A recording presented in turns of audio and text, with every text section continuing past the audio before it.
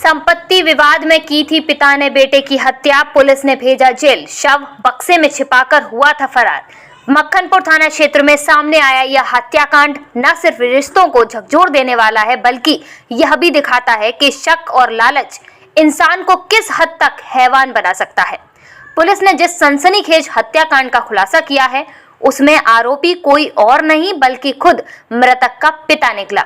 Police के अनुसार आरोपी राजेश कुमार ने अपने ही बेटे मयंक की निर्मम हत्या की है। वजह संपत्ति विवाद और यह शक कि मयंक उसका जैविक पुत्र नहीं है। आरोपी राजेश कुमार ने पुलिस पूछताछ में बताया कि उसकी शादी करीब 22 साल पहले उर्मिला से हुई थी।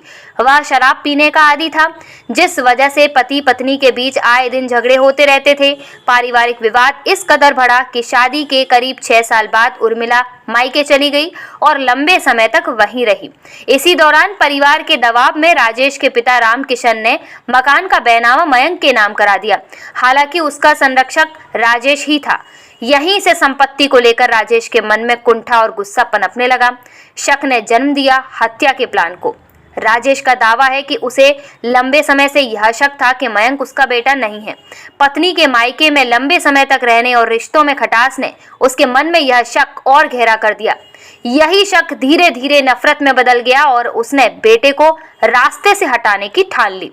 राजेश ने पुलिस को बताया कि उसने 2 फरवरी को अपनी पत्नी उर्मिला और बेटे मयंक दोनों की हत्या की योजना बनाई थी। दोपहर करीब 2 बजे मयंक स्कूल से घर लौटा और अपने कमरे में मोबाइल पर गेम खेलने लगा। उसी समय राजेश छत पर बैठा था। मौका मिलते ही वह हंसिया लेकर नीचे आया और मयंक के सिर पे पहला वार कर दिया। घायल मयंक जान बचाने के लिए कमरे से बाहर भागा, लेकिन सीढ़ियों के पास गिर पड़ा। 25-30 वार पिता बना जल्लाद। इसके बाद राजेश ने बेरहमी की सारी हदें पार कर दी। उसने मयंक के सिर, चेहरे और शरीर पर करीब 25 से 30 वार किए।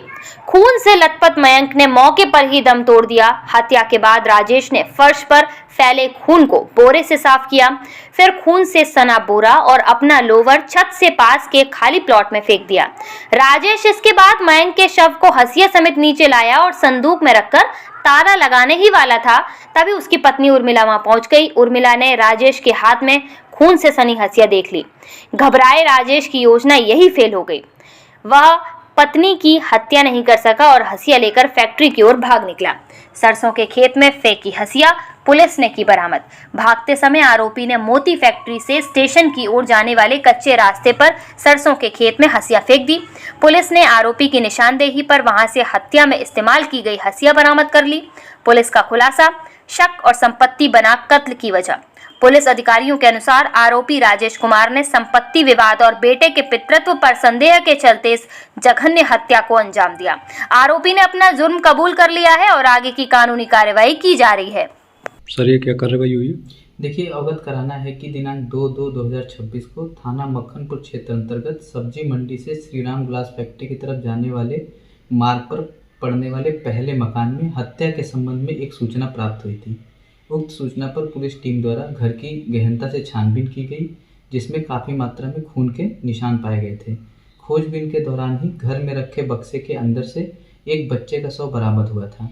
उक्त मामले में मृतक की माता उर्मिला की तहरीर के आधार पर थाना मक्खनपुर पर सुसंगति धाराओं में अभियोग पंजीकृत किया गया था।